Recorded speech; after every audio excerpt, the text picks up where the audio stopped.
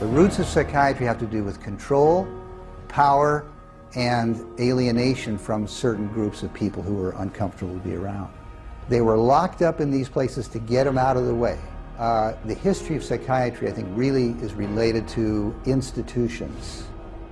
Das Bethlehem Royal Hospital in London war eine der ersten psychiatrischen Anstalten der Welt, allgemein bekannt als Bedlam.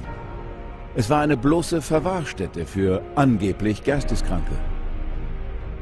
Die Insassen wurden in Käfige, Kammern und Tierställe gepfercht, an Wände gekettet und ausgepeitscht, wobei die Anstaltsleitung die Opfer gegen Eintrittsgeld öffentlich zur Schau stellte. Im 18. Jahrhundert warb der englische Irrenarzt Dr. William Batty als erster damit, dass seine Anstalten die Geisteskranken heilen könnten. Battys Irrenhäuser machten ihn zu einem der reichsten Männer Englands, obwohl seine Behandlungspraktiken genauso unmenschlich waren wie die von Bedlam und trotz der Tatsache, dass kein einziger Patient geheilt wurde. Sein finanzieller Erfolg löste einen Boom aus. Das Betreiben solcher Anstalten wurde zu einem lukrativen Geschäft. Auch Psychiater konnten sich hier eine goldene Nase verdienen. This was an era where, on both sides of the Atlantic, specialized institutions for the mentally ill are beginning to be built in large numbers. Those institutions date back certainly to the beginning of the 18th century, and in a few cases even earlier than that. But the explosive growth of an asylum sector, of asylumdom, as some historians have called it, is very much a 19th century phenomenon. It's that period when the state is persuaded to invest tax dollars in building these places.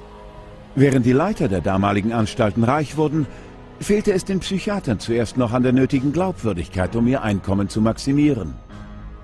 In order to justify their profession, they needed to come up with these biological solutions, or they didn't have any profession. The only way for them to solve that was to attempt to start believing that these people that were suffering from emotional disorders was from a biological basis. Whatever was done to make this person more manageable would be simply called a treatment. And the sad reality is that many of these so-called treatments were, in essence, torture. The near-drowning devices that were developed in this period, for example, must have been appallingly frightening. For example, one device involved putting the patient into a coffin, closing the lid and dumping it into a bath of water, and then opening it up and trying to revive the patient. There were a range of these things, and the mortality rate was very, very high. Als nächstes versuchten Psychiater ihre Glaubwürdigkeit dadurch zu erhöhen, dass sie ihre Praktiken hinter medizinisch klingenden Fachausdrücken versteckten. Diese neue Verpackung der Behandlung wurde als medizinisches Modell bekannt. Somebody who's really hyper and manic, if you're wrapped up in a cold sheet and dunked into some water, you're going to quit acting manic because that's a punishing treatment. So, but as soon as the symptoms started to go away, they started to believe that somehow by wrapping them up and dunking them in cold water, it was draining the toxics out of their body. So they built the medical model around that. Der amerikanische Psychiater Benjamin Rush führte die Theorie, Geisteskrankheit sei biologisch bedingt noch einen Schritt weiter. Er behauptete, Geisteskrankheit werde durch zu viel Blut im Gehirn verursacht.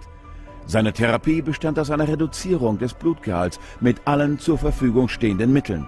Fixierung, kaltes Wasser, Aderlass und sogar panische Angst. Und damit wurde ein neues medizinisches Modell geschaffen. Benjamin Rush was probably the most famous American physician of the Revolutionary era.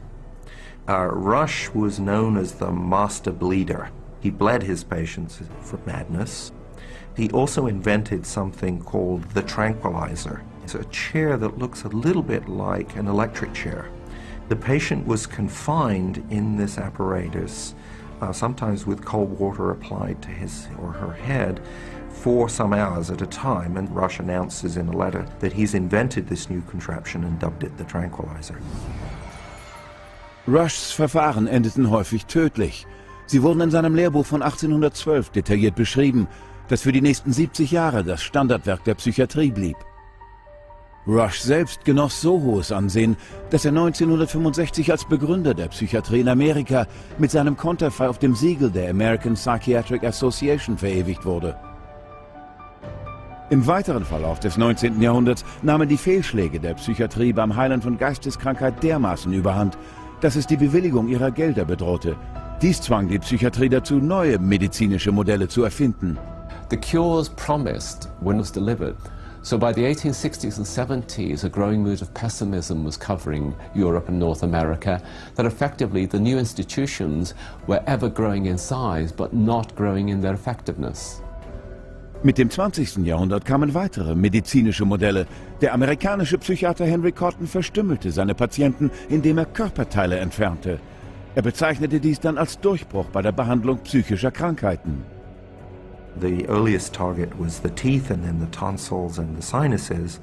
But when patients didn't get better, the enthusiasts for this treatment then started to move down the body and to say, well, obviously patients have swallowed bacteria in their saliva, so stomachs need to go, spleens need to go, colons need to go.